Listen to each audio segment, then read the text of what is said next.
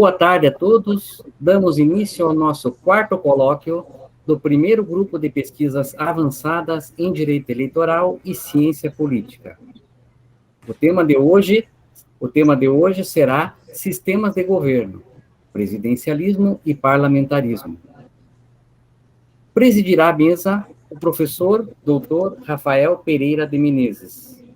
O professor possui graduação em Direito pela Universidade Presbiteriana Mackenzie, mestrado em Filosofia pela Pontifícia Universidade Católica do Paraná e doutorado em Filosofia também pela PUC do Paraná.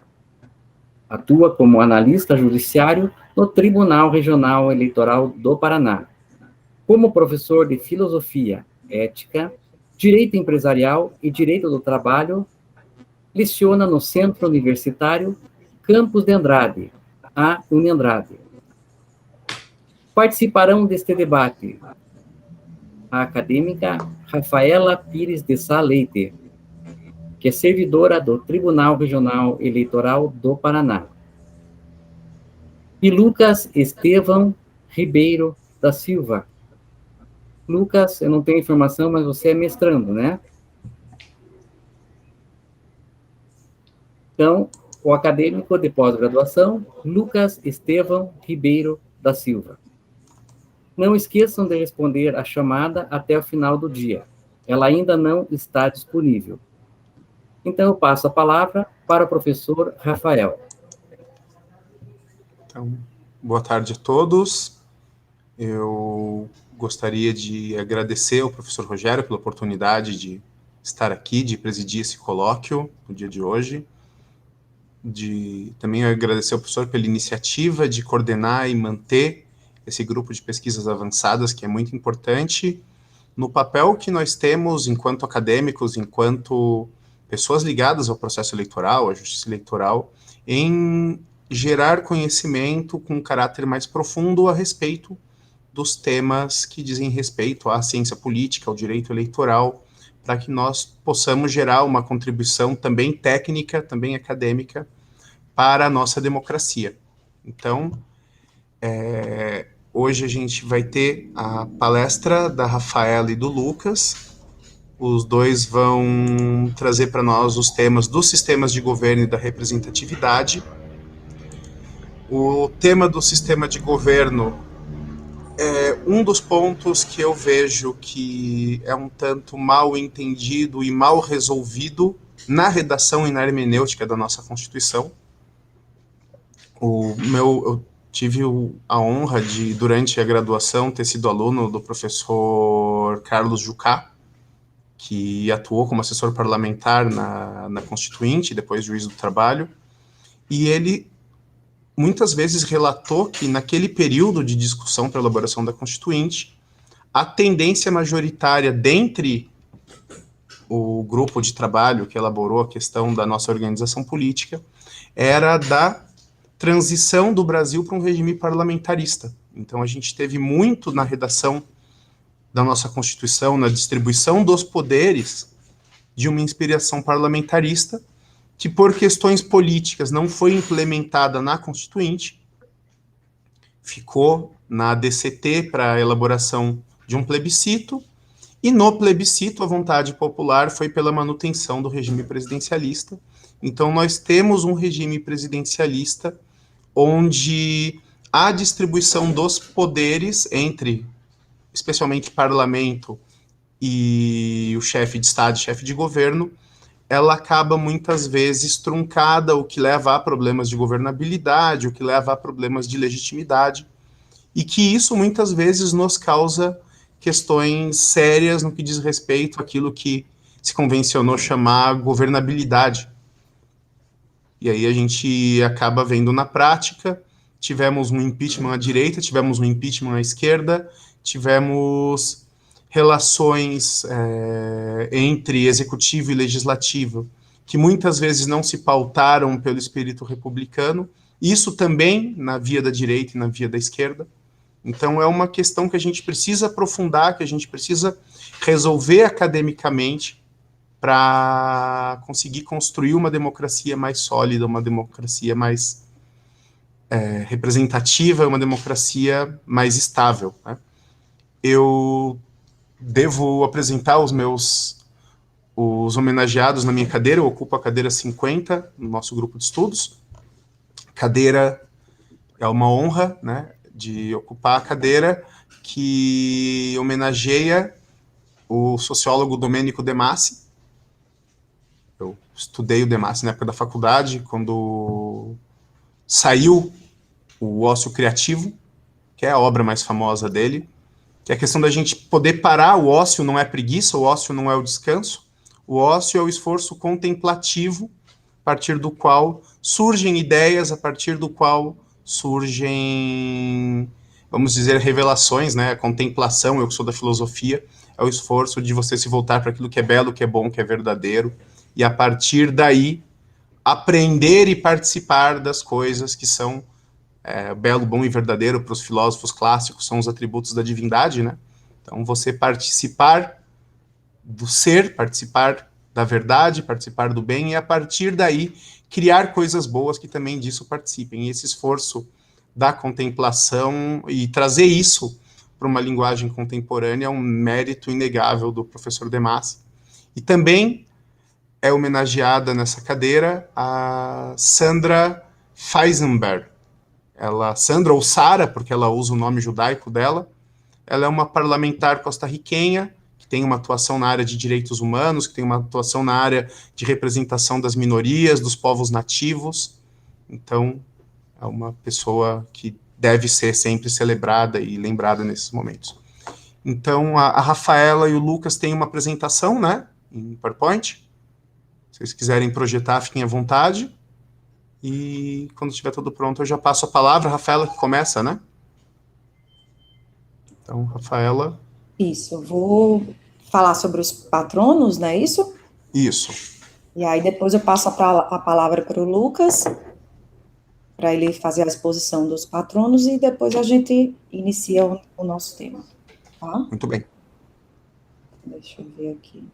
Lucas, você consegue colocar os nossos slides, por gentileza? Consigo, vou fazer a projeção aqui. Obrigada.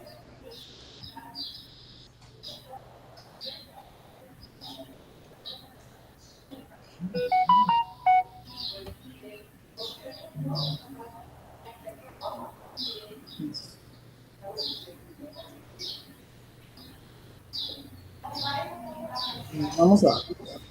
Inicialmente, posso começar? Pois não, a palavra está com vocês. Isso. Como já foi apresentado, meu nome é Rafaela Pires, né, sou analista judiciário do Tribunal Regional Eleitoral do Paraná. Para mim é uma honra fazer parte, né, do primeiro grupo de pesquisas avançadas em Direito Eleitoral e Ciência Política. Eu vou iniciar a apresentação dos meus patronos. Vou iniciar pela patronesse, que é a Luizlinda Dias de Valois Santos. Luizlinda Dias de Valois Santos nasceu em 20 de janeiro de 1942, em Salvador, na Bahia. É desembargadora aposentada do Tribunal de Justiça da Bahia e foi ministra dos Direitos Humanos do Brasil no governo do presidente Michel Temer.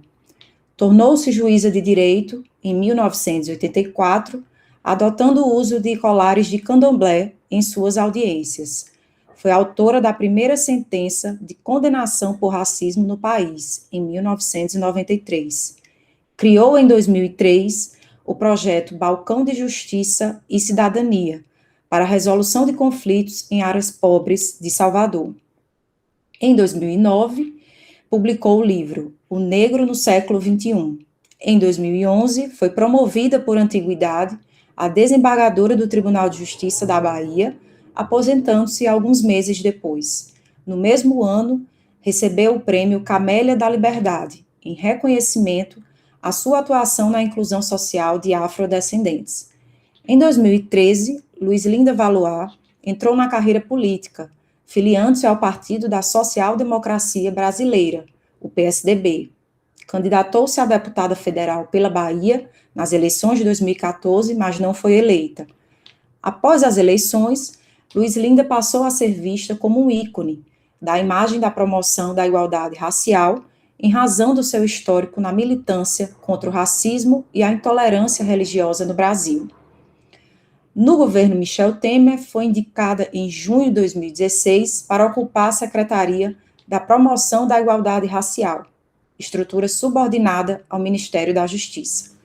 No dia 2 de fevereiro de 2017, foi anunciada ministra dos Direitos Humanos, tomando posse no cargo no dia seguinte. A atuação de Luiz Linde Valois no Ministério dos Direitos Humanos melhorou a imagem do governo, que no início não tinha nenhuma mulher e nenhuma pessoa negra ocupando ministérios. Em março de 2017, a ministra solicitou ao Supremo Tribunal Federal que todas as gestantes e mães de filhos pequenos pudessem converter a prisão provisória para prisão domiciliar, assim como foi concedida à ex-primeira-dama do Rio de Janeiro, Adriana Anselmo. Essa reivindicação elevou a popularidade da ministra perante os movimentos negros e feministas que demandavam por tais medidas. Agora eu vou falar um pouco sobre o meu patrono, o patrono da cadeira 10, que é o Marco Túlio Cícero. Marco Túlio Cícero nasceu em 106 a.C., em Arpino, na Itália. Foi advogado, político, escritor, orador e filósofo da Roma Antiga. Com base na sua eloquência, atingiu importantes cargos na magistratura e nas instituições políticas romanas. Tradicionalmente, Cícero é considerado o mestre da prosa latina. Atribui-se a ele a transformação do latim, de uma língua modesta, utilitária, a um meio literário versátil, capaz de expressar pensamentos complicados e abstratos com clareza. Cícero foi também um escritor enérgico, com interesse em uma ampla variedade de temas. A qualidade e o fácil acesso a seus textos propiciaram a distribuição ampla de sua obra e a inclusão dela nos currículos escolares. Escrita no ano de 51 a.C., da República, é considerada a obra fundamental de Cícero. Nesse livro, algumas personalidades se reúnem e conversam livremente. Os assuntos afloram espontaneamente, entremeando-se discussões eruditas sobre diversos assuntos, com a invocação de eventos históricos. Cícero faz alusão a vários personagens da história romana, como Cipião, Emiliano. Cícero fala naturalmente, pela boca do personagem, que as doutrinas gregas não satisfazem plenamente, preferindo que sejam completadas pela própria experiência do homem público. O seu tema é a República, que define como sendo uma organização social com fundamento jurídico, voltada para o bem comum. A obra da República aborda ainda a corrupção moral do Estado romano e, por isso, está permeada de questões ligadas à ética e à virtude. Obrigada. Passo a palavra para o Lucas. Obrigada, Rafaela. Boa tarde a todos. Eu acho muito importante fazer esse momento de apresentação, né, dos nossos patronos. E aqui faço a apresentação dos patronos da cadeira 46, nosso patrono Giovanni Sartori e a patronesse Laura Gentilia. Vou começar primeiro, logicamente, pelas damas. Laura, ela é uma cientista política, assim como Giovanni, de atuação na política da Costa Rica, foi eleita a 46ª presidente da República da Costa Rica em 8 de maio de 2010 e em 8 de maio de 2014, tornando-se a primeira mulher costarriquenha eleita para esse cargo desde que o voto feminino foi permitido naquele país em 1949, e a 8ª mulher presidente da América Latina. Atualmente ela é titular da Cátedra José Bonifácio, na Universidade de São Paulo, desde abril de 2018. Laura, ela nasceu no distrito de Carmen, em São José, em 1959. Ela casou-se com Mário Alberto Madrigal Dias em 82 e se divorciaram em 85. Ela teve um filho com José Maria Costa Rico Puerto, um advogado espanhol que também possui cidadania canadense. e novamente se casou em 26 de 1996, no mês de janeiro de 96. Antes de entrar para a política, Laura trabalhou como consultora na Organização Não Governamental da América Latina e na África, especializada em reforma do sistema judiciário e das questões de segurança pública.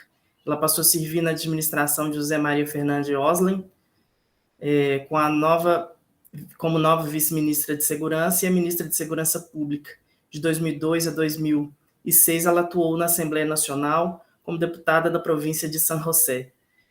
Laura foi um dos 2 vice-presidentes eleitos sob a administração do segundo Arias. Ela renunciou à presidência em 2008, a fim de preparar a concorrer à presidência em 2010, e em 7 de junho de 2009, ela ganhou as prévias do Partido de Libertação Nacional, PLN, nas eleições preliminares, com uma margem de 15% dos votos, sobre seu rival mais próximo, e assim foi aprovado como candidata presidencial, e logo em seguida, logrando êxito na eleição presidencial daquele país. Giovanni Sartori, como dito, cientista político italiano, ele é especializado no estudo da política comparada. Sua obra mais destacada é a Teoria da Democracia. Em 1946, ele se licenciou em Ciências Sociais na Universidade de Florença, enquanto docente de filosofia moderna, lógica e doutrina de Estado. Ele impulsionou a criação da primeira faculdade de Ciências Políticas na Itália, a Cesare Alfieri. Em 1971, fundou a revista italiana de Ciência Política. Sartori contribuiu em distintas vertentes da teoria democrática, como na dos sistemas partidários e da engenharia constitucional. Em particular, ele tem afirmado que os sistemas partidários não deveriam ser classificados em função de um critério exclusivamente numérico, mas segundo a sua estrutura interna, introduzido o conceito de partido relevante. Ele é autor da expressão liberismo, com a intenção de designar a doutrina econômica liberal, buscando distinguir-se entre o social-liberalismo, que, como ideologia política, admitia frequentemente uma ampla intervenção do governo na economia, e a teoria econômica liberal, que pressupõe sua eliminação.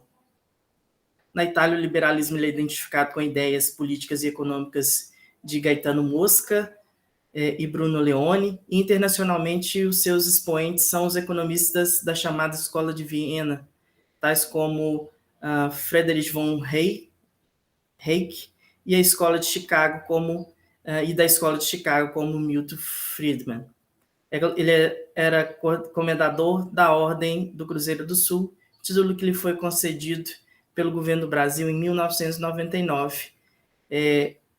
Giovanni Sartori é falecido desde 4 de abril de 2017, falecido aos 92 anos. São esses os nossos patronos da cadeira número 46. Volto a palavra para a Rafaela. Lucas, desculpa, Rafaela, interromper. Eu peço desculpas que subiu o seu currículo, a sua faculdade ali da sua apresentação. Tá? Claro. E eu não lembro se você é mestrando ou doutorando. Eu queria que só apresentasse a faculdade que você estuda. Claro. No curso. Peço desculpas, tá, Lucas? Sem problemas. Bom, eu sou mestrando em Direito Eleitoral e Hermenêutica pela Faculdade de Direito da UFMG, graduado pela Faculdade de Direito da Faculdade Arquidiocesana de Curvelo, e estou no 2º ano do mestrado na Faculdade de Direito da UFMG. Então, tá bom. Muito obrigado. A Rafaela se apresentou, e eu apresentei a Rafaela, mas se quiser complementar, fique à vontade. Passo para a Rafaela agora. Obrigada, professor Rogério. Vou iniciar aqui a nossa exposição acerca do tema sistemas de governo. Então, vamos lá.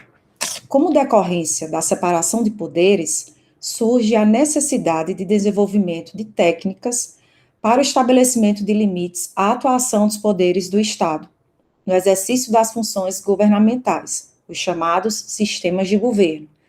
Antes de adentrarmos na definição de sistemas de governo, é importante destacar o significado das expressões formas de governo e formas de Estado. né? O primeiro, formas de governo, se refere à fonte do poder dos governantes de uma nação, que pode ser divina, no caso das monarquias absolutistas, ou emanar do povo, como em uma república. Já o segundo, né, as formas de Estado, corresponde ao modo usado pelo Estado para organizar e administrar o poder político em um determinado território. Um Estado ele pode ser unitário ou federalista, por exemplo.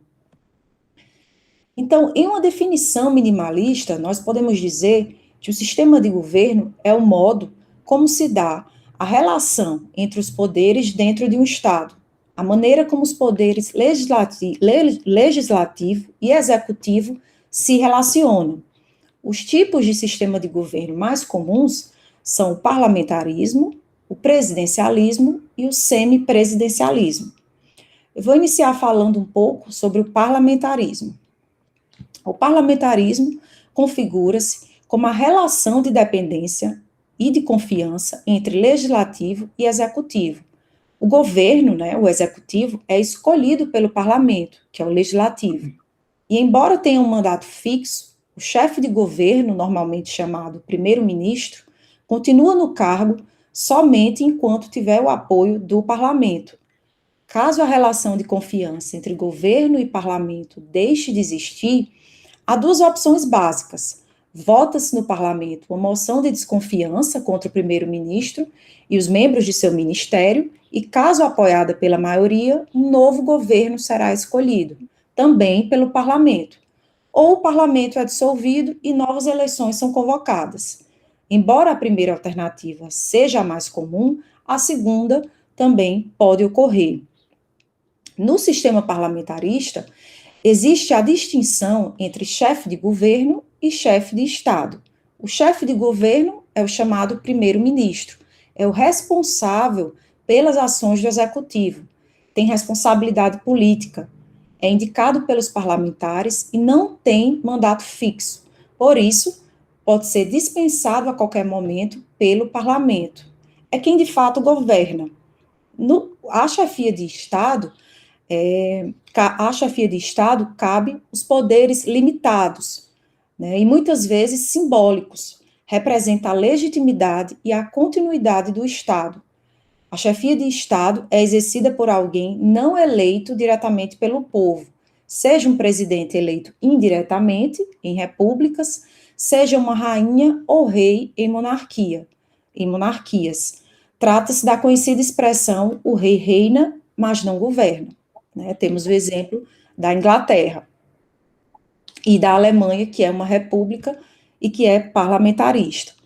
Passando agora a explicitar as noções de presidencialismo, esse sistema de governo ele é caracterizado por uma relação de independência entre executivo e legislativo. Essa relação de independência garante que o mandato do presidente seja cumprido até o final, não importa o quanto de apoio ele ou ela possui no Congresso, salvo o cometimento de algum crime, seja comum ou de responsabilidade. Por outro lado, o Congresso não pode ser dissolvido. O poder executivo, no presidencialismo, é em geral unitário, e o presidente da República é, ao mesmo tempo, chefe de governo, chefe de Estado, da administração pública e das Forças Armadas. O sistema presidencialista, segundo o autor Jorge Reis Novaes, é aquele em que o chefe de Estado, eleito, tem poderes políticos significativos, designadamente a liderança do executivo, e em que o governo não responde politicamente perante o parlamento. Isto é, a sua subsistência não depende da confiança do parlamento. O sistema presidencialista supervaloriza o momento eleitoral, ao transformar a duração do mandato presidencial pré-estabelecida em um fator político essencial.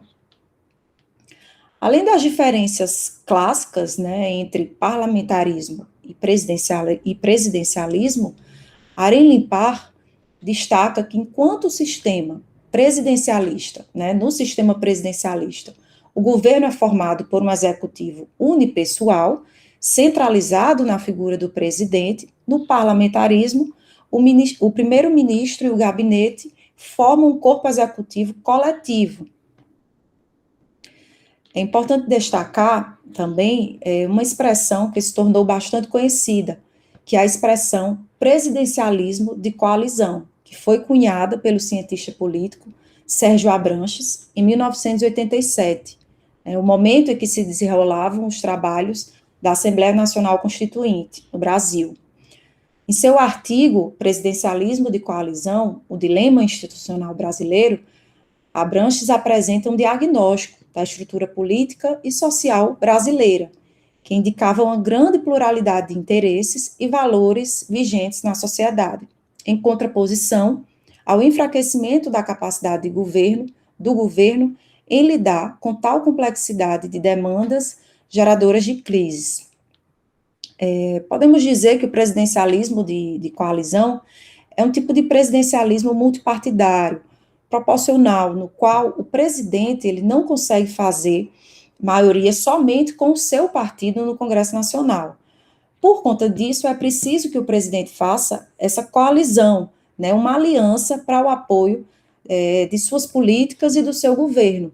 Desde 1943, podemos dizer que o Brasil tem um presidencialismo de coalizão.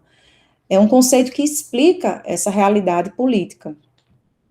A prática do presidencialismo de coalizão no país produziu várias disfunções, dentre elas o domínio clientelista, uma forma de fazer coalizões sem muito conteúdo programático e a perda da qualidade das políticas públicas.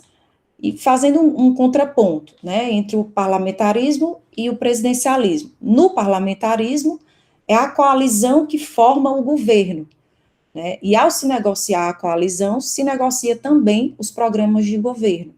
No presidencialismo, se tem um governo e o presidente vai buscar fazer essa coalizão para governar. O presidente ele busca aglutinar forças para aprovar suas agendas. E o que se tem percebido é que, muitas vezes, quanto mais partidos se tem, mais difícil é de construir essas coalizões. Alguns autores ainda argumentam que o presidencialismo de coalizão está em crise exatamente pela exacerbação dos seus efeitos ao longo dos anos. Entretanto, não se vislumbra uma saída bem desenhada, pois ele decorre do sistema de governo atualmente vigente.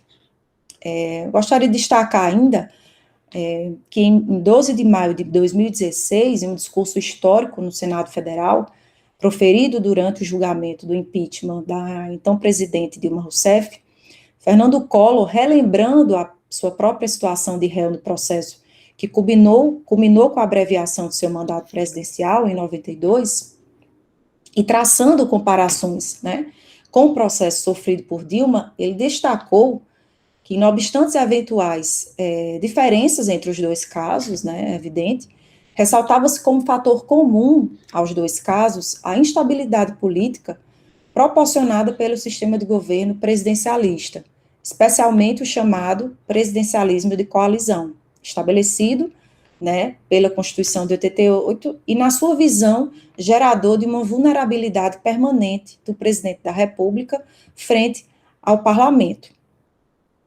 Eram essas as exposições, fico à disposição, vou passar a palavra agora para o Lucas, que vai dar continuidade na temática. Obrigada.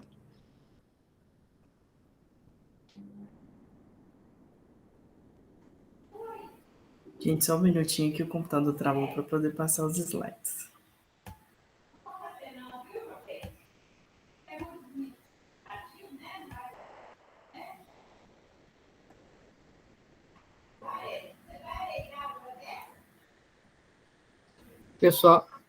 Pessoal, enquanto isso, não esqueçam de responder a lista de presença, tá? Está lá no chat.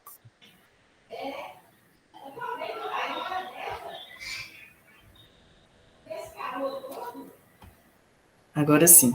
Bom, e a partir disso que a Rafaela trouxe para a nossa discussão, eu acho que é importante, antes mesmo de avançarmos sobre algo que está intrínseco a essa discussão, que é justamente a representatividade.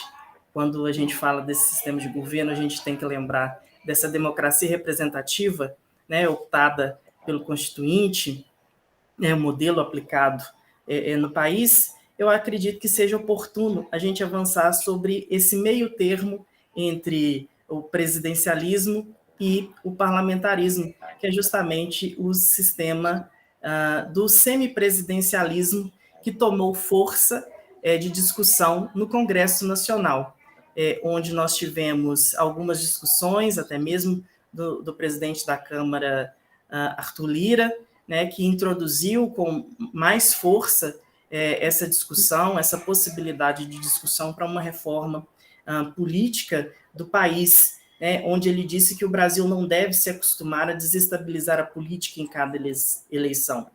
Ele diz que é preciso, talvez, alterar o sistema do Brasil para um parlamentarismo.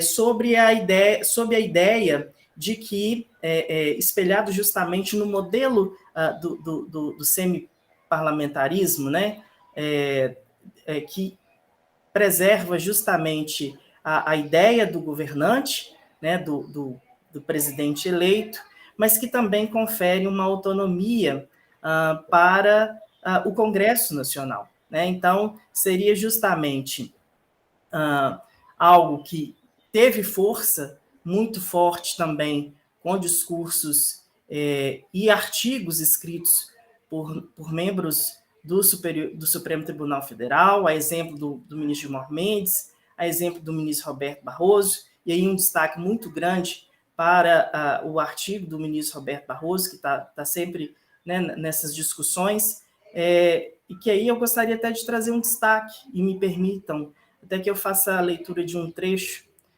desse artigo, que fundamenta até mesmo essas discussões no Congresso Nacional, sobre o que o ministro Roberto Barroso diz, né, sobre o semiparlamentarismo, semipresidencialismo, aliás, que seria um modelo interessante a ser adotado no Brasil. Então, abre aspas, o sistema de governo adotado no Brasil tem o formato hiperpresidencialista da tradição latino-americana. Na minha proposta, referida na introdução do artigo, eu defendi a atenuação desse modelo para a implantação do sistema semipresidencialismo, como praticado na França e em Portugal. Nesse novo arranjo, o presidente continuaria a ser eleito por voto direto e conservaria uma série de poderes políticos importantes, embora limitados, incluindo a indicação do primeiro-ministro, que dependeria da aprovação do legislativo, a indicação de ministros dos tribunais superiores, dos comandantes das Forças Armadas e dos embaixadores, a condução das relações diplomáticas, a iniciativa de projetos de leis, em meio a outras competências.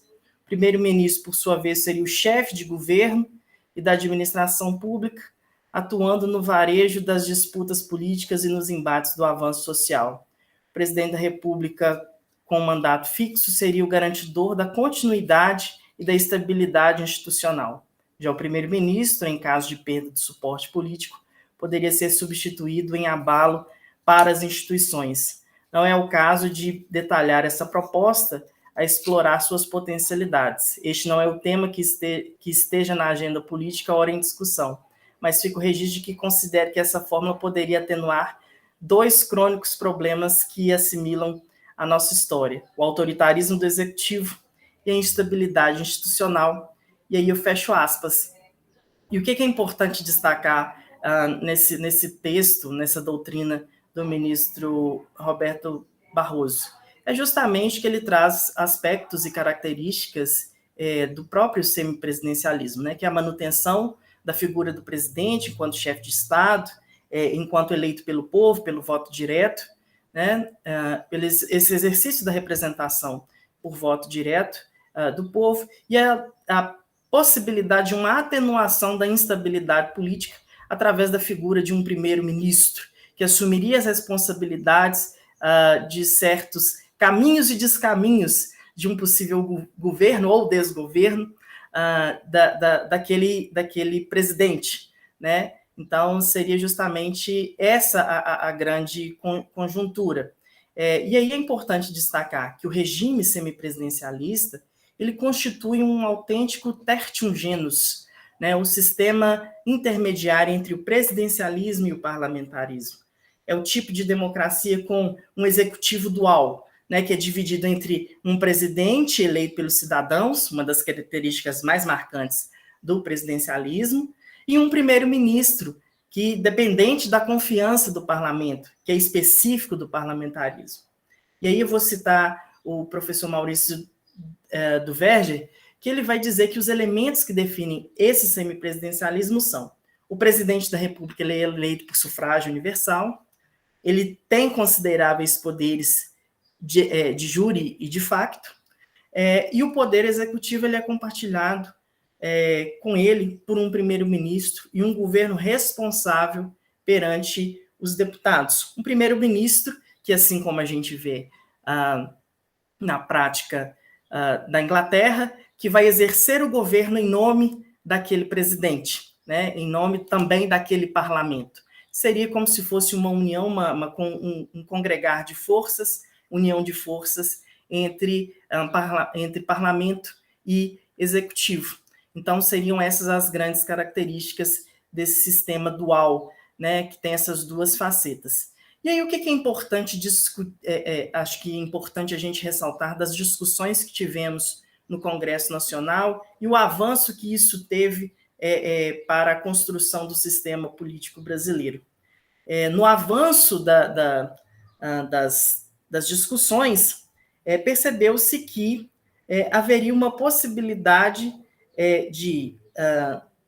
dessa convergência entre executivo e parlamento, mas com a seguinte restrição, de que o presidente poderia dissolver o Congresso e também o Congresso poderia retirar o primeiro-ministro indicado pelo presidente. E aí está o grande gargalo das discussões e que foi o ponto-chave para que toda essa muralha que tentaram se construir para uma possível construção do semipresidencialismo é julgado por terra.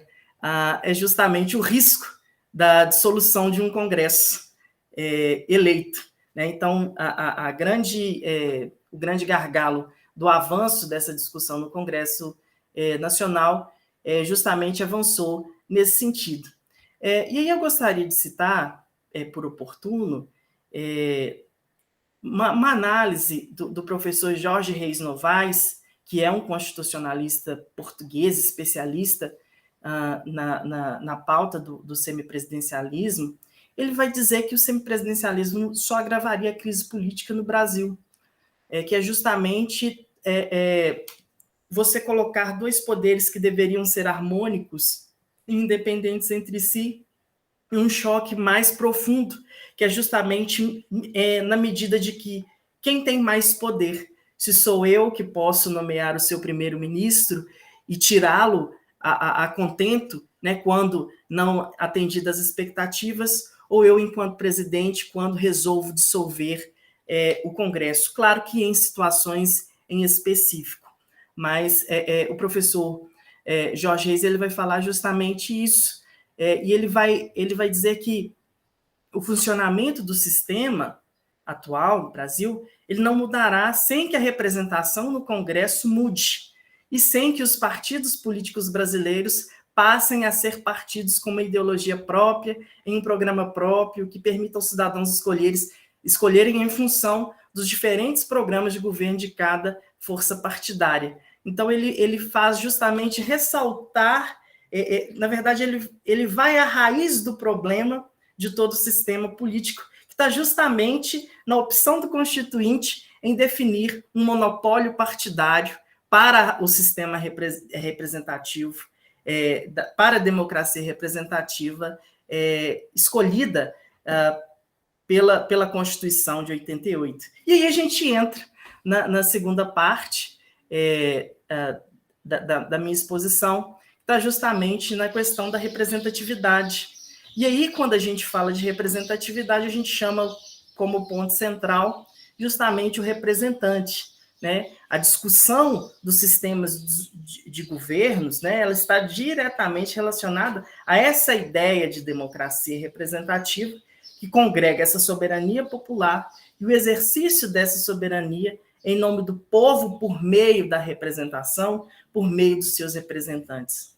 A ideia de representação, ela admite diversas acepções nos mais variados campos do conhecimento, tornando-se um aspecto de grande relevância na temática da democracia. E aí eu gostaria de trazer essa acepção que costumo utilizar nas minhas pesquisas, que é da professora Nádia Rubinati, que ela conceitua a representação como uma possibilidade que a sociedade civil possui de se identificar politicamente e influenciar a direção política do Estado, formando grupos e identidades políticas. E aí ela vai dizer que essa representação ela vai exigir algumas condicionantes, condições prévias, que é justamente robustas, autonomia local e liberdade de expressão e associação, bem como certa igualdade básica de condições materiais. Ela demanda também uma cultura ética de cidadania que possibilite que tanto os representados quanto os representantes vejam as relações partidárias não como irredutivelmente antagonistas, e a sua defesa não como uma promoção incondicional de privilégios sectários contra o bem-estar de todos. E aí, querendo ou não, a gente retoma justamente a fala do professor português José Reis Novaes, que é justamente a conjuntura do monopólio político partidário que nós temos na apresentação de candidaturas, que é justamente o consubstanciar da representação da população em geral, né? Do exercício do voto, daqueles que fazem o exercício da vontade do povo acontecer através da representação. Nesse sentido, a representação na democracia brasileira está vinculada estritamente ao papel fundamental do representante. A professora Graciela Incer-Benes, ela doutrina que alguns autores identificaram diferentes significados da representação. Das diversas dimensões encontradas, concordam que pelo menos 3 são vinculados a essa representação: o impacto descritivo, o impacto substantivo e o impacto simbólico. O primeiro, que é vinculado à similaridade na composição entre representantes e representados, isto é, a forma com que o Congresso ou os espaços políticos conseguem apresentar a realidade do número da população. E aí está ligado justamente aos números estatísticos, que é justamente o número de homens e o número de mulheres, né? O segundo significado estaria vinculado à congruência entre os interesses das pessoas representadas e dos representantes, ou, neste caso, o nível de promoção e da defesa dos interesses e necessidades dos representados. Justamente, a gente pega nesse ponto justamente o sentido e o significado daquilo que seja representatividade. Que representação é aquele espaço destinado para que aquele grupo se sinta representado. E a representatividade é justamente aquele sentimento de identificação com aquilo que é feito por aquele que ocupa aquele espaço em nome daquele grupo representado. E, finalmente, o significado simbólico se concentra nos sentimentos, as percepções e avaliações que os representantes geram nos representados, que é justamente a avaliação de que se ele está mesmo sendo representado ou não, se aquele mandato, se aquele exercício, ele atende à realidade daquilo que foi proposto, foi externado para os representados. E no mais seria isso. Me coloco também à disposição para o nosso debate. Obrigado. Parabéns, Rafaela e Lucas, pela apresentação, trabalho muito bem feito, informações bastante relevantes para que a gente conheça melhor o nosso sistema. Eu vou tecer algumas considerações bem breves. Eu tenho uma pergunta para cada um de vocês e uma para os dois, e aí depois a gente abre o debate para os demais participantes, tá? O tema da representatividade na política brasileira, eu comecei quando eu fiz a abertura da mesa, ele é uma questão a ser resolvida. A gente tem a questão do presidencialismo de coalizão, que a Rafaela apresentou para nós de forma brilhante, que é um modelo em crise. Eu entendo que por conta da formação da nossa Constituição e da construção do sistema político da nova República, vamos dizer, dessa marca de um parlamentarismo que não foi efetivado, porque isso somado ao nosso sistema partidário, que é pulverizado em dezenas de legendas, que não tem uma vinculação ideológica clara, salvo algumas exceções, que quando há essa exceção de vinculação ideológica é por mérito do partido e não do sistema. Isso faz com que o presidente da República, que de fato ele formalmente não precisa prestar contas substanciais a respeito da sua atuação política face ao parlamento, ele não consiga de fato implementar um programa de governo sem conseguir alinhavar, fazer um alinhamento político com esse mesmo parlamento, por questões orçamentárias, por questões da criação do marco legal do que seria esse plano de governo, por uma série de questões políticas e orçamentárias, que se fôssemos de fato um presidencialismo, não desse modelo latino-americano, meio caudilista, mas um presidencialismo seguindo a matriz americana, o presidente ele teria mais margem de atuação, né? Então nós temos limitações ao poder do presidente que tem uma raiz parlamentarista, dentro de uma cultura onde o presidente é aquele que as pessoas entendem que vai mudar as coisas, que vai dar o soco na mesa, que vai... para trazer exemplos para os dois lados, vai fazer a reforma agrária, vai revogar estatuto de desarmamento, vai acabar com o aborto, vai acabar com a desigualdade, e o presidente não tem o poder institucional e não tem o poder orçamentário para implementar essas mudanças para as quais eles são eleitos. E isso gera crises políticas constantes. Como eu comentei, como é de conhecimento público, nós tivemos aqui no nosso histórico presidencialista após 88, 2 impeachments de 2 presidentes com linhas ideológicas antagônicas. A social-democracia de esquerda sofreu o seu, o liberalismo sofreu da mesma forma, porque as plataformas de governo não são efetiváveis a não ser que haja um alinhamento com o parlamento, estando o parlamento da posse do poder político que tem, e sem uma obrigação de lealdade para com aquele governo, o governo muito pouco tem a oferecer para o parlamento dentro de marcos republicanos. E aí a gente sabe, né, são questões que judicialmente não estão demonstradas, mas a gente tem um noticiário para saber como os governos presidencialistas nossos, que foram bem-sucedidos, conseguiram conquistar as suas maiorias parlamentares. Né? Eu não tenho condições, sem ser leviano, de afirmar como isso aconteceu, mas todos vocês acompanham a política brasileira e sabem, então eu nem preciso fazer essa fala. Então a gente tem esse problema da coalizão, ou seja, por que um partido se alinharia ao governo no Brasil, a não ser que ele seja o partido do presidente ou da coligação que elegeu o presidente, se aquilo que o partido tem a ganhar do governo, ele pode conseguir politicamente muito mais se colocando como oposição ou se colocando na negociação de varejo da questão de orçamento, da questão de ministérios, porteira aberta, porteira fechada, esse linguajar que acabou se tornando central aí na nossa política presidencialista. Então, a gente precisa melhorar este modelo. Né?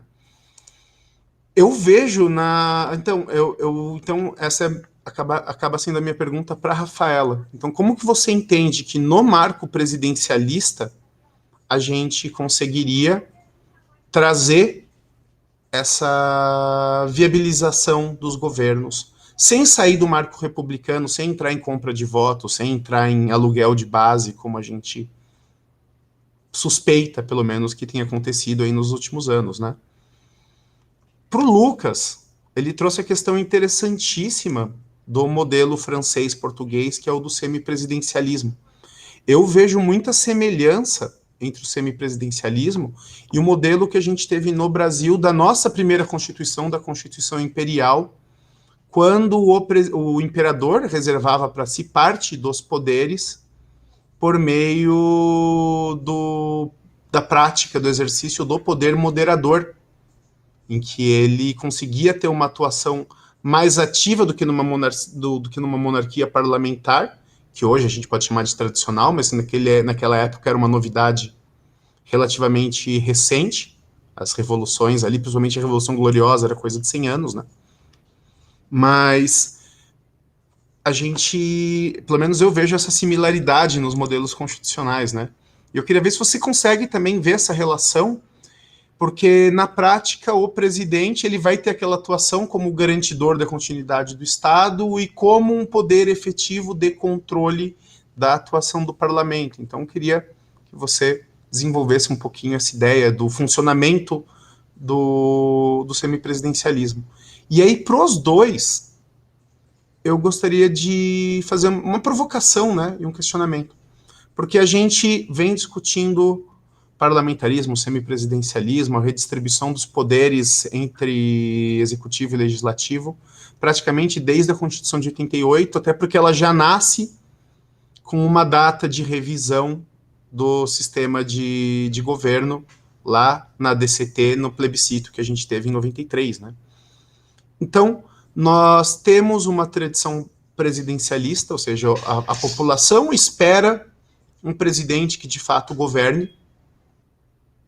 Nós temos essa esperança de que vai ter aquele sujeito que representa as aspirações populares do momento e que vai fazer as coisas acontecerem. E nós temos por parte dos parlamentares também um apego aos mandatos. Porque o semipresidencialismo e o parlamentarismo tem essa questão da dissolução de parlamento e essa questão do desacreditar o chefe de governo.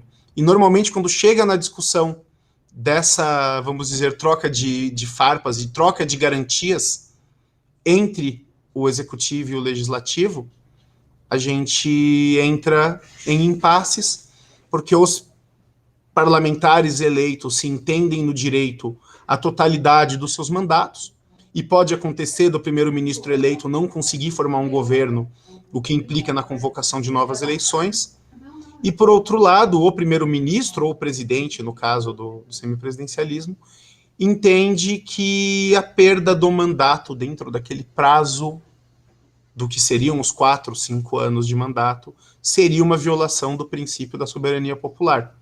Nós temos uma tradição presidencialista, o povo escolheu expressamente o presidencialismo em plebiscito, isso por voto direto e por determinação constitucional, né? Então, como é que a gente... assim, essa discussão parlamentar, é uma dúvida que eu tenho mesmo, pessoal, assim,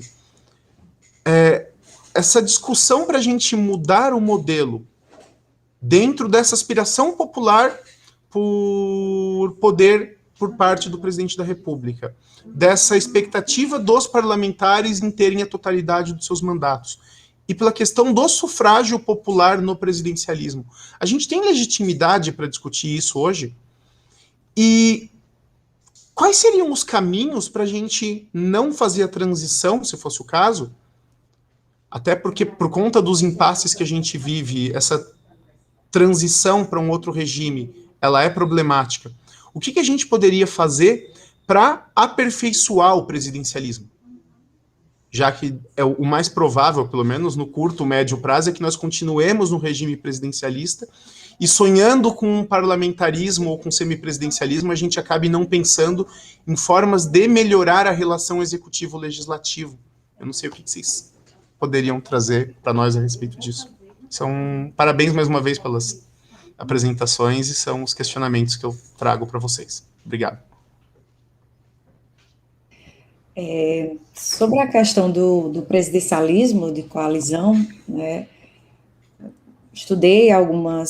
fiz algumas leituras de textos e, assim, eu acho que realmente é uma situação complicada, né? Não sei se haveria uma saída, né? A gente continuar com o presidencialismo e tentar mudar essa questão da busca pelo apoio ao governo, né?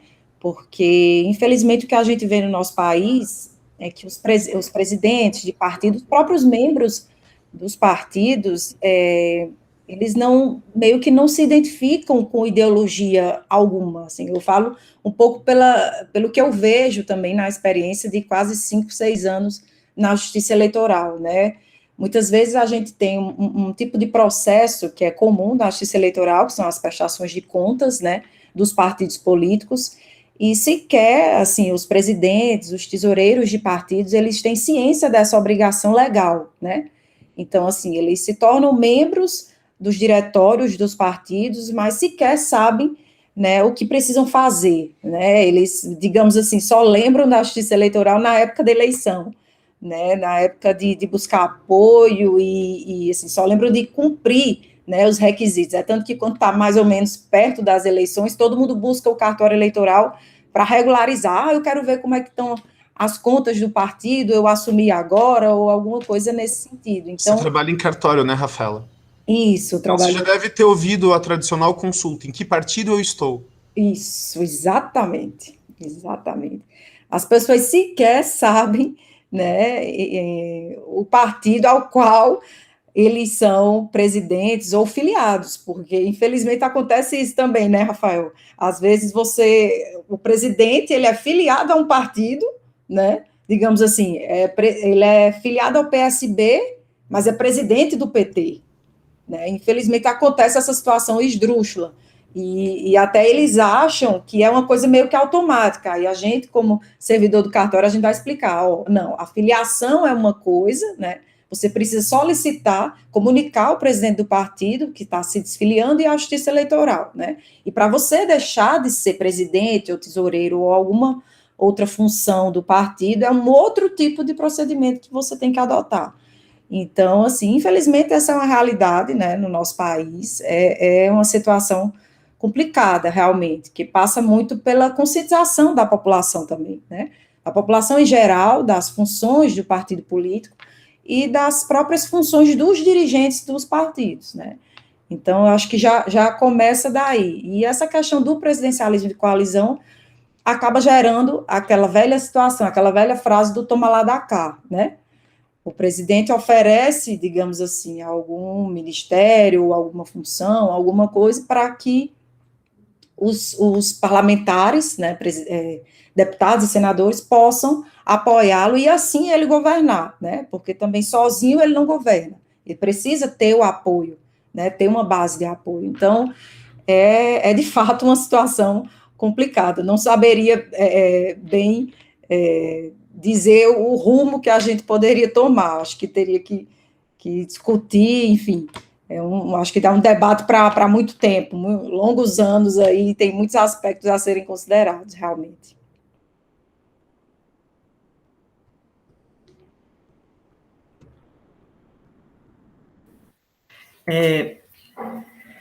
Eu acho que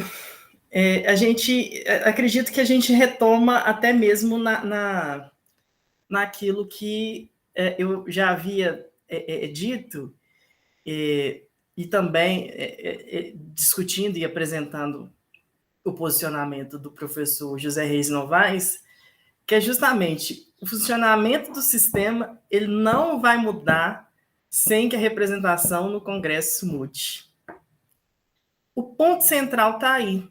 E aí, quando a gente fala de o funcionamento do sistema não vai mudar se a gente não muda o Congresso, que a representação no Congresso não mude, a gente vai num problema até anterior, que é justamente o funcionamento desse sistema, que, querendo ou não, ele está alicerçado em uma democracia partidária. Nós não podemos nos furtar de discutir sobre essa questão sobre esse aspecto de que toda a nossa democracia ela está construída, né, com uma base de atuação de partidos. e partidos não aqueles desenhados anteriormente com ideologias fortes, com bandeiras, né, com construções sociais, de diálogo social, de fazer esse intercâmbio entre sociedade e Estado, e fazer a representação da vontade, do interesse público perante o Estado. Eu acredito que a gente precisa voltar a discutir justamente sobre esse ponto em específico, que é anterior justamente ao funcionamento do próprio sistema. E o professor José Reis Novaes, ele vai dizer mais que a primeira e mais importante reforma política deveria ser a alteração do sistema eleitoral. Sem reforma do atual sistema eleitoral, e aí é importante destacar que tem que ser uma reforma eleitoral não de colcha de retalhos, que é a que nós temos, que de 2 em 2 anos ou de 4 em 4 anos nós temos na verdade de 2 em 2 praticamente, que nós tivemos em 2015, tivemos em 2017, tivemos em 2019, estamos tendo em 2021. Então, é uma reforma que justamente preserve justamente esse ideário de partido político com ideologia, com identidade, para que o cidadão ele também consiga entender o partido político não como mera carteirinha de vacinação para poder mostrar que o candidato vacinou e pode ser e pode entrar no meu país, fazendo uma analogia com temas atuais que a gente tem. Né, para que o ato de filiar, né, aquela condição de elegibilidade, não seja tão somente um mero efeito protocolar, não seja tão somente um mero requerimento ou uma mera certidão dada pela Justiça Eleitoral, né, ou pelo próprio partido. Porque se o partido ele não tem identidade, qual que é o vínculo dele para ele poder ocupar esse espaço de representação? E, querendo ou não, o professor Marcelo Pellegrino, ele fala, até na sua tese de doutorado, ele fala justamente, ele trata sobre os sistemas partidários, ele fala justamente sobre isso. E aí é importante destacar que, sem reforma atual do sistema eleitoral, os partidos não mudam. E, em consequência, o Congresso é irreformável. Porque é justamente esse costume com essa prática, né, do presidencialismo de coalizão pautado no seu apoio em troca de recurso para sua base eleitoral, que antigamente, que até poderíamos avançar, acredito que possa ser até adequado chamarmos ainda de curral eleitoral, né? Então, o presidencialismo de coalizão, ele, querendo ou não, ele está justamente construído em cima disso. E nós vemos a construção de partidos políticos, hoje temos 33, fundamentadas em tão somente construir e fortalecer as oligarquias partidárias, que isso é notável, né, dentro da construção histórica do país, isso aí a gente não pode esquecer. Então, está construído e fortalecendo essa oligarquia partidária e deixando de lado justamente o ideário do partido político, né, da ideia de representação, de representatividade que se espera em uma democracia de partidos, em um sistema em que se adota o monopólio partidário para que se filtre, né, essa pluralidade política para a representação do povo. Então, eu acho que a gente volta um pouquinho mais atrás, né, antes mesmo de avançar, de partir dessa discussão do sistema, da aplicação desse sistema político, se a gente não fala dessa reforma também eleitoral, para que a gente consiga mudar a forma com que a atuação do partido consiga atuar. E aí, avançando para a pergunta que foi dirigida para mim, que Rafael fez e me fez até refletir, eu acredito, Rafael, que eu não consigo visualizar a figura do semipresidencialismo, do presidente enquanto um poder moderador. Porque, diferente daquilo que era proposto na Constituição do Império, o poder moderador ele tinha um poder quase que absoluto dos 3 poderes, que é legislar, executar e judicar. Então, você tinha esses 3 poderes dentro desse poder moderador, e seria quase como se fosse um poder soberano diante os demais. Uma mãe com 3 filhos que, quando briguem, vai lá e dá um corretivo para eles. Manda os 3 se abraçarem. Né? Mãe, quando filhos brigam, de brigar um com o outro, manda se abraçar para poder apaziguar a situação. Então, eu acredito que conferir poderes, né? Não estou dizendo que a análise seria de conferir poderes. É claro que eu acho que seria muito forçoso que a figura do presidente abstraísse a ideia desse poder de moderação. E aí, me permitam, já me delongando, e peço até desculpa para os demais, que isso compromete o espaço de fala, mas acredito que conferir esse poder quase que absoluto, na ideia do poder moderador, isso seria mais prejudicial ao sistema democrático do que seria uma forma de superar esses desafios que nós temos na configuração e na atuação de harmonia e independência dos poderes. E aí me permitam essa liberdade de fazer até uma analogia. Suponhamos que vivêssemos um sistema semipresidencialista e que o presidente tivesse esse poder de moderar. O que Bolsonaro faria nessa gestão desse poder moderador, que contempla justamente um pouquinho de cada, mas com uma soberania e um superpoder frente aos demais, né, para poder tentar apaziguar e garantir essa harmonia. Sempre quando a gente estuda na graduação, alguns professores costumam dizer que o nosso poder moderador é o Ministério Público. Né?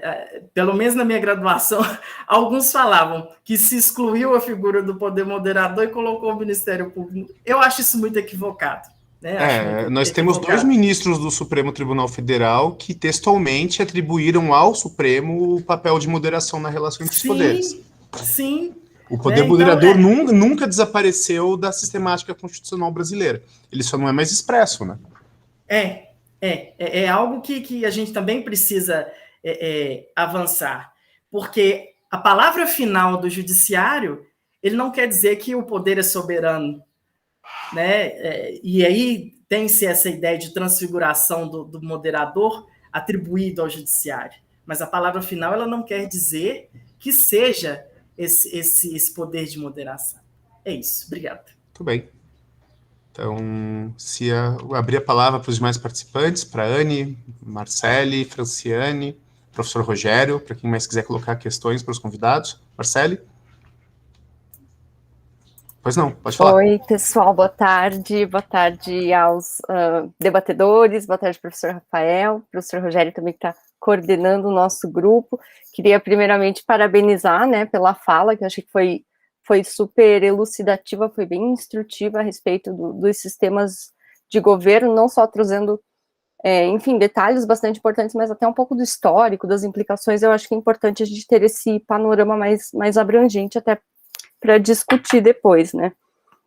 E de tudo isso que foi mencionado, né, eu achei bem interessante as questões que o professor Rafael colocou também, né, já adianto que não tenho resposta ou enfim para nenhuma delas, eu só gostaria mesmo de fazer comentários mais a título de contribuição, de curiosidade, de debate mesmo, e de tudo isso que foi comentado, e até com base nas minhas referências, alguns textos que eu li, eu queria comentar um pouquinho sobre a questão do hiperpresidencialismo, que o Lucas comentou, né, que é bastante consolidado na América Latina, e que eu li justamente um texto recentemente, que é interessante notar como esse hiperpresidencialismo ele vai levar, em muitos casos, né, em muitos sistemas de governo, justamente a um fortalecimento do declínio das democracias liberais, né. Claro que esse processo de declínio, de crise, enfim, não é decorrente disso, né? São diversos outros fatores que contribuem para isso.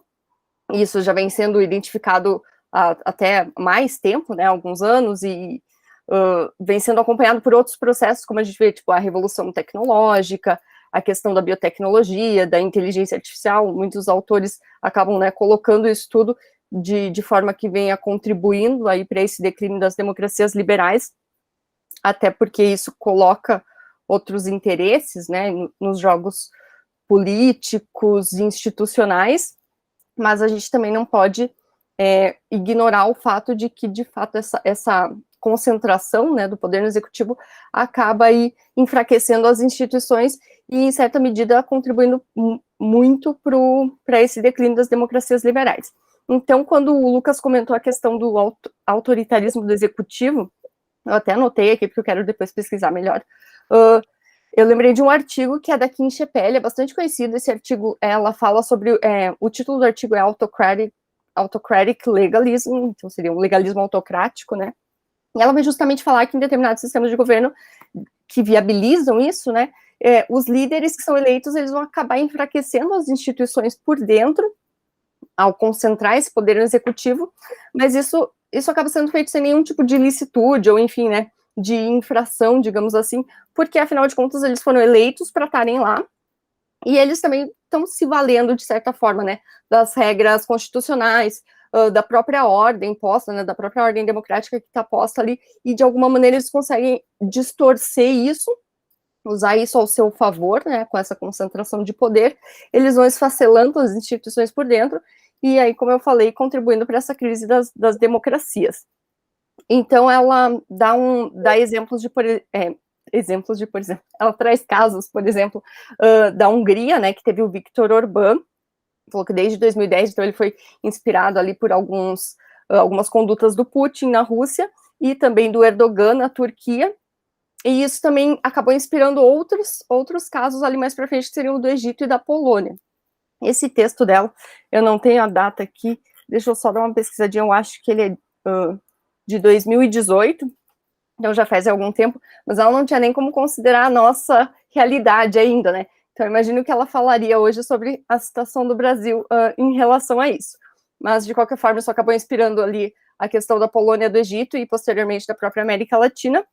Então, em síntese, esse modelo hiperpresidencialista, ele acaba, de fato, acaba auxiliando, né, a esse declínio das democracias liberais, né? Então, ela fala que essa é uma tendência que já está se desenrolando recentemente e que vai contribuir muito para essa crise. Então, já até fazendo um diálogo com a questão que o professor Rafael colocou, né, que eu achei bem pertinente, sobre possíveis modos da gente buscar aprimorar essa questão do presidencialismo, o que a autora vai falar, que é Kim Shepell, ela vai reforçar justamente a necessidade de fortalecimento de métodos de educação cívica da população, que foi uma coisa que a Rafaela trouxe também, ali com a questão dos partidos, né, e que eu acho que é algo que a gente vem comentando desde o primeiro colóquio também, porque isso, querendo ou não, se isso é adequado, né, é pertinente para todos os assuntos que a gente tem tratado aqui. A gente vê como, de fato, isso precisa ser aprimorado, precisa ser aperfeiçoado, e eu acho que o Tribunal Eleitoral, ele tem feito um grande papel nesse sentido, né, de buscar fazer essa questão de ir até as escolas, ou de tentar trazer a população de alguma forma aí, né, com esses eventos que são abertos para a população. Eu acho que isso é muito bacana, na questão de buscar mesmo essa educação cívica da população. E ela também vai falar uma outra questão, que seria de que a estruturação das leis, ela deveria atender mais ao interesse público, né, então ela acha que a população, de alguma forma, ela tem que participar mais desse processo, né. Isso, claro, vai depender, né, e do modo de cada, enfim, de cada governo, né, de cada parlamento, como cada parlamento vai conduzir isso, mas também acho que é uma questão para se pensar, e então por isso que eu queria mais trazer esses comentários mais a título de debate mesmo, né, de uma contribuição, e agradecer novamente pela exposição que vocês fizeram e parabenizar.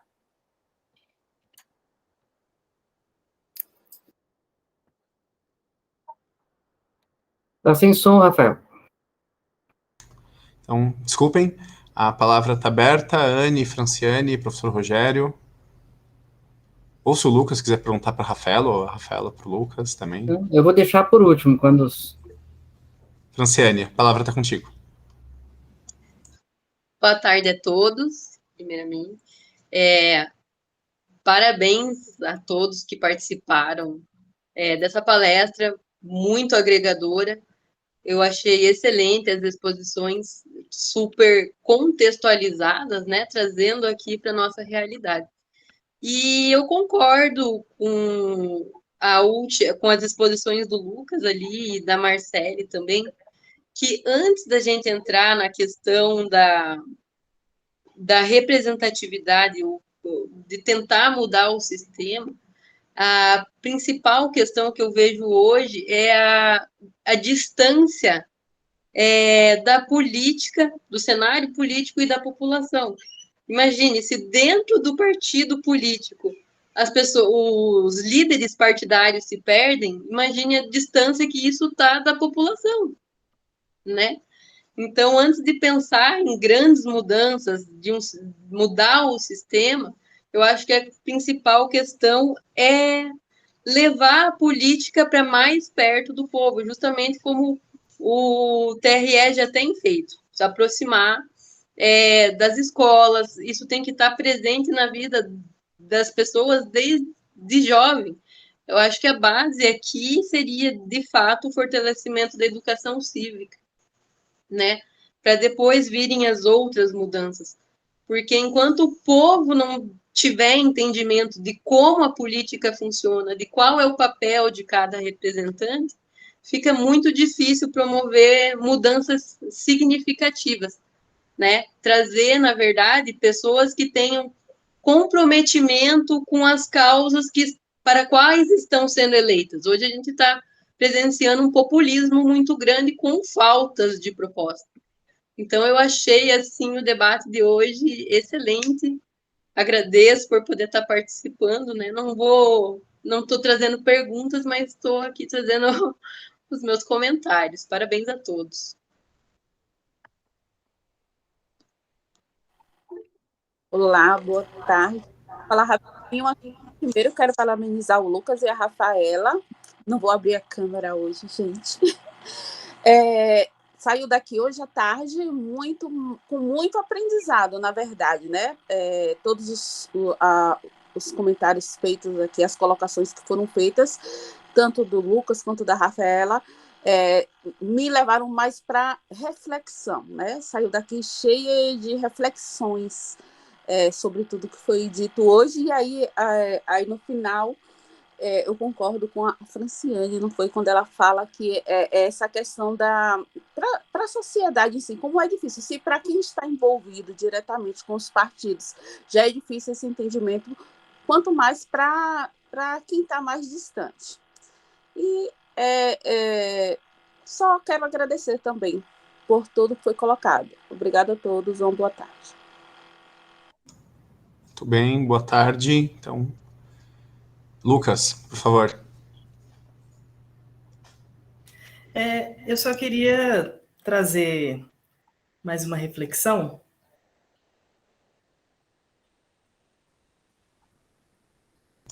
Pois não? Travou aqui para mim, gente. Vocês conseguem me ouvir? Normal, ver e ouvir. Ah, beleza. Aqui para mim está tudo congelado. Não, eu só queria trazer mais uma reflexão a partir daquilo que a gente estava comentando, da questão do presidente e desse poder, né, de mediação de conflitos, um poder moderador. E eu fico pensando, para que a gente eleja esse presidente, ele tem que estar vinculado a um partido, que, querendo ou não, dá algumas orientações para esse presidente ou para qualquer representante do povo. Suponhamos que esse presidente tenha esses poderes, né, para poder mediar, né, apaziguar esses conflitos, não vou falar conflitos, mas essas desarmonias esporádicas, né, dos poderes. Seria algo assim até complicado a gente dizer que, né, o exercício desse partido também, né, a influência de um determinado partido, sobre a gestão desse presidente também, acho que seria algo também para a gente poder ponderar. É só mais reflexões, né, a respeito desse tema, que, querendo ou não, tem que ter esse vínculo, né? Por mais que o Supremo Tribunal Federal já tenha dito, e o próprio Tribunal Superior Eleitoral já tenha dito, que no caso da desfiliação do chefe do executivo de algum dos partidos, o mandato dele não cai, né, porque entende-se de uma ideia personalista, né, entende-se o princípio da maioria, mas eu acho que é importante a gente também compreender essa questão da influência do partido presente também nesse exercício do mandato do chefe do executivo. Né? Não vou me ater somente ao presidente, porque nós temos também os governadores, os prefeitos, que também, por lógica, né, princípio de simetria, aplica-se a mesma lógica. É isso, obrigado. Muito bem, Lucas. Então, eu passo agora a palavra para o professor Rogério.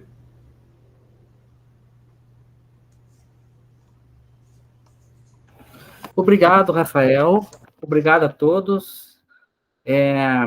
Foi excelente as apresentações hoje, muito interessante, e é um tema que foi muito bem escolhido. É um tema, assim, que é pouco debatido e que eu acho interessante. Eu só vou trazer um pouquinho do nosso contexto histórico do Brasil, que nós tivemos o período de parlamentarismo lá na década de 60. E lá na década de 60 aconteceu o seguinte: Juscelino Kubitschek era o presidente e o vice era João Goulart. Só que lá as eleições eram separadas, você não era chapa, você votava para presidente e votava para vice-presidente. E o João Goulart, ele foi 2 vezes vice, ele foi do Juscelino Kubitschek, e depois ele foi vice do Jânio Quadros. E o que acontece, né? O João Goulart, ele tinha uma popularidade imensa, ele tinha regime mais para a esquerda, ele tinha regime de políticas sociais, a plataforma dele, e nas 2 vezes que ele foi eleito vice-presidente, ele teve quase o dobro de votos do presidente. Então, ele tinha um carisma muito forte pela população, só que ele nunca quis ser presidente, ele sempre quis ser vice-presidente. E daí passou o mandato de Juscelino Kubitschek, e chegou no segundo mandato, de repente o presidente renuncia, Jânio Quadros renuncia. O que acontece? O João Goulart, o Jango, que era o apelido dele, teve que assumir a presidência com apoio popular. Só que esse apoio popular chocava a direita do Brasil naquela época. A direita não queria o João Goulart, por causa das políticas sociais. E nesse sentido, daí o que foi feito, né? Como ele não tinha maioria no Congresso, ele não tinha colisão no Congresso, o Congresso pressionou ele e fez um acordo. A gente implementa o parlamentarismo, você continua como presidente, mas a gente vai ter um primeiro-ministro. Nós tivemos 3, eu lembro o nome de um só, que foi o Tancredo Neves, né? Nós tivemos 3 primeiros-ministros. E nesse período, o primeiro-ministro governava o Brasil e o João Goulart estava um pouquinho figurativo. E daí o que aconteceu, né? Daí foi feito um plebiscito para saber se a população gostaria que ficasse o parlamentarismo ou votasse o presidencialismo. E a população quis que voltasse o presidencialismo. E o que aconteceu? O presidente seria João Goulart, sem primeiro-ministro mandando. E ele começou a implementar as políticas públicas dele. E o que eles fizeram? O João Goulart, ele viajou, se não me falha a memória, para a Rússia ou a China, e ele encaminhou um aviso para o Congresso Nacional, comunicando ao Congresso Nacional que ele estava viajando. E naquele tempo não tinha internet, não tinha protocolo, não tinha nada, eles consumiram com a comunicação, e lá não precisava aprovação, tinha que comunicar só. O Congresso consumiu, os deputados consumiram com o comunicado de João Goulart que ele estaria no exterior. E daí isso foi um motivo para tentarem caçá-lo, mas a população estava do lado dele e acabou tendo aquele golpe militar que todo mundo sabe da história daqui para frente. Então, foi essa nossa experiência com o parlamentarismo. Nós tivemos 2 consultas populares, e nós tivemos em 1993. Nós temos muita coisa na nossa Constituição que dá ideia de como seria, né? E, então, eu achei interessante. Agora, vamos um pouquinho lá para a Alemanha, que eu conheço bem a Alemanha. Então, a Alemanha é um regime parlamentarista, e é o melhor sistema que nós temos, acho, para conhecer. Nós temos 2 casas, como no Brasil, a Bundestag e a Bundesrat, e equivale à Câmara dos Deputados e Senado. E nós temos uma coisa interessante, nós temos o voto aberto e o voto fechado. E dentro do voto aberto, o voto geral e o voto distrital. E, então, uma parte da Bundesrat e da Bundestag, eles são eleitos pelo povo, votam no partido e os que conquistarem mais cadeiras, como o nosso, e outra parte é uma lista fechada, é a chapa. Ganhou aquele partido, entra aquela chapa. Mas isso não tem muito a ver com o parlamentarismo agora. Essa chapa aí é para fazer a colisão, por isso que tem essa chapa. Na época do Hitler, ou Hitler, que é a pronúncia em alemão, estava vigente a Constituição de Weimar, que todos vocês estudaram, né? A Constituição de Weimar, ela tinha uma tendência extremamente socialista. Só que ela começou a provocar uma crise no Estado alemão, porque ela dava muitos direitos sociais e não dizia a fonte quem ia pagar. Daí começou a ter crise, inflação alta, e surgiu a terceira via. Qual que era a terceira via? Adolf Hitler e o Partido Nazista.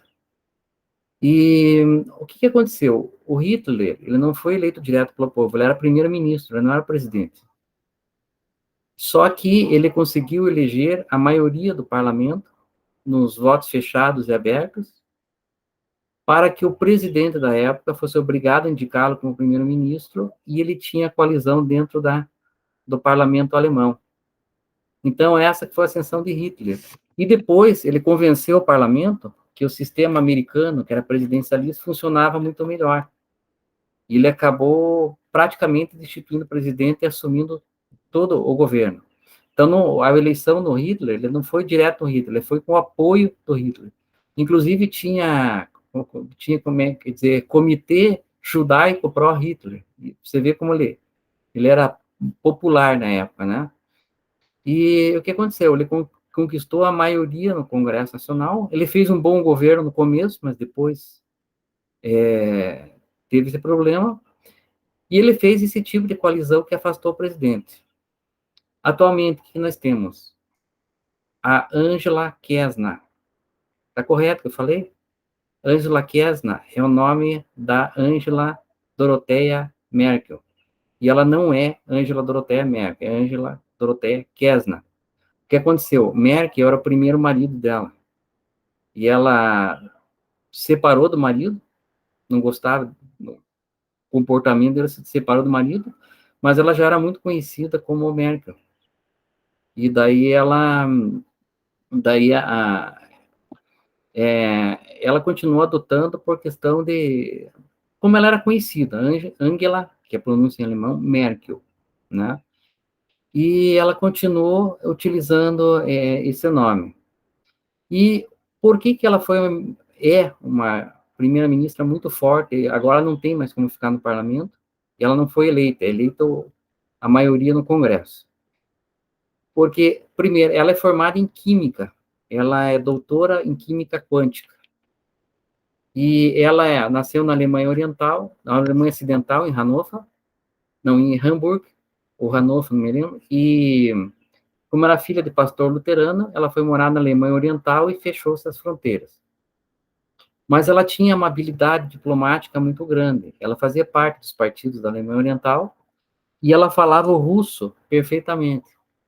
E ela conseguia, como é que faz? Ela tinha um jogo de cintura para lidar com a Rússia muito grande.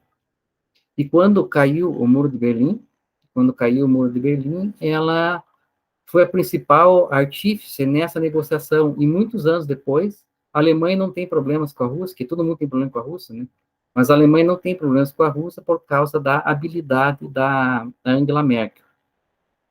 E, embora ela tenha aquela cara fechada, ela não é ditadora. Eu li toda a história dela, né? E a Angela Merkel, ela tem essa habilidade muito grande com a língua e com lidar com as pessoas. E um fato interessante, né? Que ela, quando foi defender, ela estava separada lá do Merkel, não me lembro o nome dele, ela estava divorciada do Merkel, e daí ela foi apresentar a tese dela na Universidade de Berlim, se não me engano, fantástica a tese dela de química quântica, e um dos membros da banca pegou, na tese dela, fez uma dedicatória para ela, né? Ela começou a conversar com esse membro da banca, e é o marido dela hoje. Ela é casada com esse membro da banca do doutorado da Angela Merkel. Mas o que ela é muito boa? Ela é muito boa de coalizão.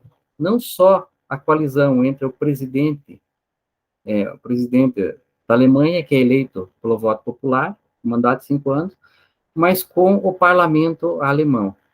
E pela lei da Alemanha acontece o seguinte: o presidente indica o primeiro-ministro para o parlamento. Normalmente já está acertado para o parlamento o que ele vai indicar, né? Se o parlamento recusar, ele indica o segundo. Se o parlamento recusar, ele indica o terceiro. Só que se ele indicar o quinto primeiro-ministro que o parlamento recusar, ele pode dissolver o parlamento. Nunca aconteceu, né? Mas no quinto, que é a recusa do parlamento, e o primeiro-ministro fica até a moção de censura. Até o nosso colega falou aqui, mas ele falou com outro nome, mas é moção de censura, que ele chama lá. Então, a qualquer tempo, o primeiro-ministro pode ser destituído. Então, basta uma moção de censura. E lá eu acho que funciona muito bem, porque tinha a Constituição de Weimar, e depois veio a Constituição de Bonn, no final da guerra, e eles apararam essa aresta. Então, a Alemanha é um Estado social de mercado. Então, ela equilibra a esquerda e equilibra a direita. E isso foi possível pelo Partido Democrata Cristão, que foram reconstruir a Alemanha, e o Partido Católico, os católicos, dentro desse partido, utilizaram o que eles fazem de melhor, que é a administração pública, que a Igreja Católica administrou o mundo por muito tempo. E os luteranos, a Igreja Luterana, nesta linha, trabalharam no governo para construir o poder econômico. Então, foi uma coalizão pós-guerra, assim, muito interessante. E mostra a coalizão que há no governo da Alemanha. Tá certo? Eu vou fazer uma palestra sobre isso na Espanha. Então, depois eu vou gravar e disponibilizar para vocês sobre o Estado Social Democrático da Alemanha e o governo de coalizão da Alemanha. Tá certo? Alguém quer fazer mais algum comentário? Rafael, não quer fazer mais nenhum comentário? Ok? Não, eu gostaria só de agradecer as intervenções e as questões que todos trouxeram. Foi muito gratificante estar aqui nessa tarde de hoje. Eu gosto muito do tema, gosto muito de discutir essas questões ligadas ao nosso sistema político. Então, basicamente é isso. Eu já trouxe as minhas considerações, professor, então eu já te devolvo a palavra, acho que já para fazermos o encerramento, certo? Então, muito obrigado. Pessoal, eu queria frisar que hoje é um dia muito importante. Hoje nós tivemos a estreia do Rafael como coordenador de colóquio do Grupo de Pesquisas. Rafael, eu fiz uma entrevista com ele sobre as urnas eletrônicas, ela está pronta aqui, mas estou verificando. Tá? Rafael, seja muito bem-vindo. Foi muito importante participar do nosso grupo. Eu demorei para descobrir o Rafael, para convidá-lo, né? E agradeço a dedicação de todos que estão aqui, não só quem apresentou o trabalho, mas a participação de vocês foi bem interessante, foi bem instigante. Então, eu agradeço a Anne, a Franciane, ao Lucas, a Marcela e a Rafaela, além do Rafael, que eu já agradeci. Então, pessoal, até o próximo colóquio, e aproveitem o resto de semana de vocês. Um abraço fraterno. Obrigado, boa tarde, tenham todos uma boa semana. Obrigada. Tchau, tchau. Tchau, tchau. Obrigada, Obrigado, gente. Tchau. Até. Oi, professora Rogério, posso falar com você rapidinho? Pode. Uhum. Se o professor Rafael quiser continuar aí também. Assim, acho que teria, a respeito do próximo, seria bom o professor Isso. encerrar a gravação. Tá, só esqueci, desculpa aqui. Posso participar junto? Claro, isso, até ia Claro. comentar, Show. Franciane. Qualquer coisa a gente já vai alinhando.